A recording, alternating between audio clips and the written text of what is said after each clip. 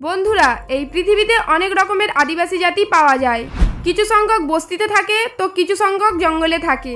কিছু জাতি অন্য গ্রহের সঙ্গে সম্পর্ক রাখে, অপরদিকে কিছু জাতি নিজের বাসস্থান থেকে বাইরে দুনিয়ার সঙ্গে সম্পর্ক নেই।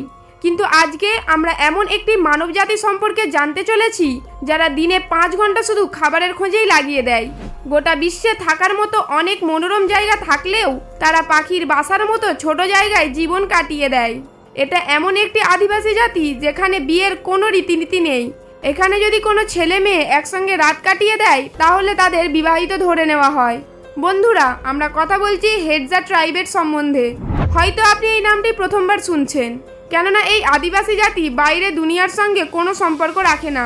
আজকের এই ভিডিওতে আমরা আপনাকে হেডজা ট্রাইবের সম্বন্ধে কিছু অবিশ্বাস্য তথ্য দেব যা আপনি এর আগে কখনো শোনেননি।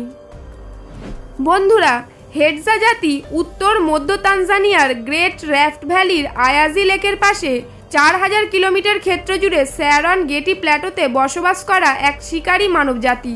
একটা সময় এদের জনসংখ্যা অনেক বেশি ছিল, এতটা বেশি ছিল যে তানজানিয়ার মধ্যভাগ সর্বদা এই মানবজাতি দ্বারা পরিপূর্ণ থাকত। কিন্তু বর্তমান সময়ে এদের সংখ্যা অনেক কমে গিয়েছে। মোটামুটিভাবে একটা অ্যাভারেজে এদের জনসংখ্যা প্রায় 1200 থেকে 1300 এর মধ্যে রয়ে গিয়েছে। এই হেডজা জাতি খুব দক্ষ শিকারী হয়ে থাকে। শিকার করার পর শিকারীর মৃত্যু দেখতে এরা মজা পায়। একটা সাধারণ হেডজা জাতির জীবন এইসব কাজেই চলে যায়।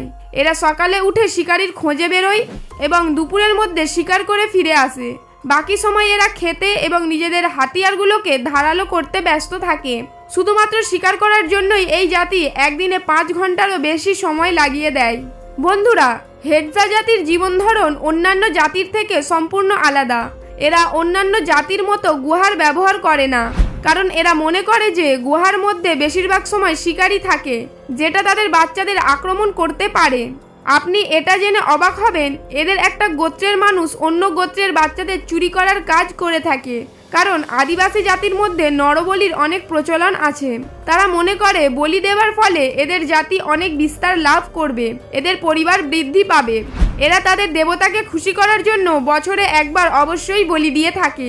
এই জন্য হেডজা জাতির মানুষেরা সর্বদা এই খোঁজে থাকে যাতে তারা অন্য কোনো জাতির বাচ্চা পেয়ে যায়, কেননা প্রত্যেক গোত্র এবং জাতি এটা মনে করে যে তাদের দেবতা তাদের গোত্রের প্রত্যেকটা সদস্যকে অনেক ভালোবাসে। এই জন্য নিজেদের কোনো সদস্যের বলি গ্রহণযোগ্য হবে না। যদি তারা কোনো অন্য বাচ্চা না পায় তাহলে তারা পশুর বলি দিয়ে থাকে।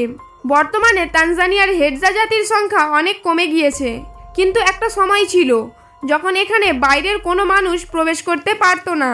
হেডজা জাতির লোকেরা বাইরের মানুষের সঙ্গে খুব কম মেলামেশা করে।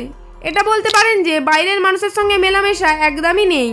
যখন কোনো বাইরের মানুষ তাদের সঙ্গে কানেক্ট হওয়ার কথা ভাবে তখন তারা এটা মনে করে যে তারা ক্ষতির মধ্যে আছে এবং সঙ্গে সঙ্গে এই হেডজা জাতি নিজেদের হাতিয়ার নিয়ে প্রস্তুত হয়ে যায়। এই জন্য পৌরতাত্ত্বিকরা সরকারের কাছে আবেদন করেছিল যে এরা আমাদের সংস্কৃতির একটি অংশ, এদেরকে যেন বিরক্ত না করা হয় এবং এদেরকে এদের অবস্থাতেই যেন ছেড়ে দেওয়া হয় এবং এদের এলাকাতে বাইরের মানুষের প্রবেশ নিষিদ্ধ করে দেওয়া হয়। তানজানিয়ার মধ্যভাগে এই সম্প্রদায় অনেক সময় বসবাস করেছিল।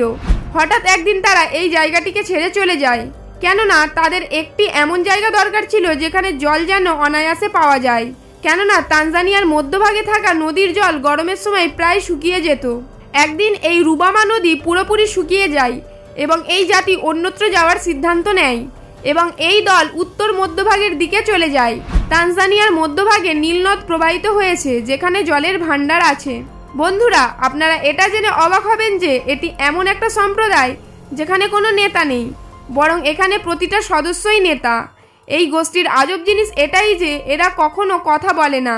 এদের কথা বলার বিষয়ে কোনো লিখিত ইতিহাস পাওয়া যায়নি। এরা একটা প্রজন্ম থেকে আরেকটি প্রজন্মে তাদের ইতিহাস তাদের নিজস্ব ভাষা সিটি ক্লিকিংয়ের মাধ্যমে পৌঁছায়। ক্লিকিং ভাষা পৃথিবীর সবথেকে পুরানো ভাষার মধ্যে একটি, যেটা এখন শুধু এই দলেই পাওয়া যায়। হেডজা ট্রাইব না কোনো ক্যালেন্ডার ব্যবহার করে না কোনো ঘড়ি। এই দল এখনও সময় জানার জন্য সূর্য এবং চন্দ্র এর গতিবিধির সাহায্য নেয়। হেডজা ট্রাইব জাতি 10,000 বছরের পুরানো সভ্যতা দ্বারাই জীবন ধারণ করে চলেছে। এরা তীর ধনুক দ্বারা বিভিন্ন ধরনের পশু পাখি শিকার করে থাকে। হেডজা ট্রাইব জাতি শিকার করে সবথেকে বেশি পৃথিবীতে বেঁচে থাকা জাতিগুলির মধ্যে একটি। হেডজা জাতি দিনে 5 ঘন্টা শুধু শিকারেই অতিবাহিত হয়। এরপর এই দলের মানুষগুলি নেশা করতে ব্যস্ত থাকে। হেডজা জাতির মানুষরা পাখির বাসার মতো ঘরে 8 থেকে 9 ঘন্টা থাকে। বন্ধুরা, পাখিরা যেভাবে এক একটি করে খড়কুটো জোগাড় করে নিজেদের বাসা তৈরি করে, একইভাবে এই জাতি গাছ, গাছের ডাল, গাছের পাতা ইত্যাদি দিয়ে নিজেদের ঘর তৈরি করে। বন্ধুরা, গত 1000 বছরেও তাদের জীবনধারার মধ্যে কোনো পরিবর্তন আসেনি। তারা তাদের দিনের শুরু শিকার দ্বারা করে থাকে এবং শিকার করার জন্য তারা একটা জায়গায় কিছু সপ্তাহের জন্য শিবির করে থাকে এবং তারপর অন্য জায়গায় চলে যায়। হেডজা জাতি 5 থেকে 6 বছর আগে পর্যন্ত কাঁচা মাংসই খেয়ে থাকতো। বর্তমানে এই জাতি কিছু মানুষ 1 থেকে 2 মিনিটের জন্য মাংসকে আগুনে পুড়িয়ে নেয়। এই জাতির পুরুষরা শিকার করে এবং এরা অ্যাডোনিয়াম নামক গাছের পাতা থেকে বিষ সংগ্রহ করে এবং সেই বিষ তারা তাদের তীর এবং ধনুকে লাগিয়ে প্রাণীর শিকার করে।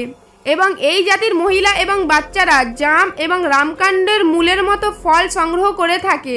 কাঁচা মাংস খাওয়া হেডজা জাতি খাওয়ার জন্য রান্না করে না, বরং শিকারকে কাঁচাই খেয়ে নেয়।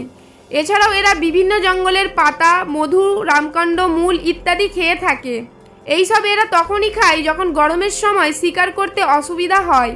হেডজা সম্প্রদায়ের পুরুষ মধু সংগ্রহ করাতেও পারদর্শী, আর এই কাজের জন্য তারা একটি আফ্রিকান পাখির সাহায্য নেয় যাকে হানি গাইডও বলা হয়ে থাকে। এই পাখিটি মৌমাছির চাক খেতে পছন্দ করে। এ সম্প্রদায়ের পুরুষরা হানি গাইড পাখিকে সিটি দিয়ে ডাকে। তারপর এই পাখিগুলি সেই সব দিকে চলে যায় যেখানে অনেক বেশি মাত্রায় মৌমাছির চাক পাওয়া যায়। তারপর তারা এই চাকগুলো থেকে মধু সংগ্রহ করে চাকগুলিকে পাখিদের জন্য রেখে দেয়। এই জাতির মধ্যে কোনো নেতা থাকে না। এখানে সবাই সমান, কেউ বড়ও নয় ছোটও নয়। এরা খাওয়ার জন্য এক জায়গা থেকে অন্য জায়গায় পায়ে হেঁটে যায়। এই জাতির মধ্যে বিয়ে নামের কোনো রীতি রেওয়াজ নেই। এটি একটি উন্মুক্ত সমাজ। এরা রাতের বেলায় ক্যাম্পফায়ার বানায় এবং এই আগুনের চারপাশে এই দলের পুরুষ এবং মহিলারা পাশাপাশি বসে।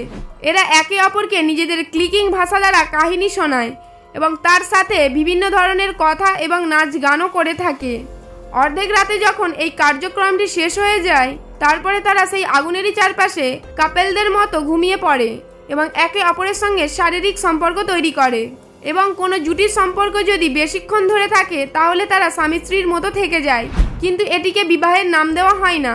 এই জাতিতে পুরুষ ও মহিলা নিজেদের পছন্দ মতো সঙ্গী বদলাতে পারে এবং প্রত্যেক রাতে আগুনের পাশে শুয়ে একে অন্যের সাথে শারীরিক সম্পর্ক তৈরি করে।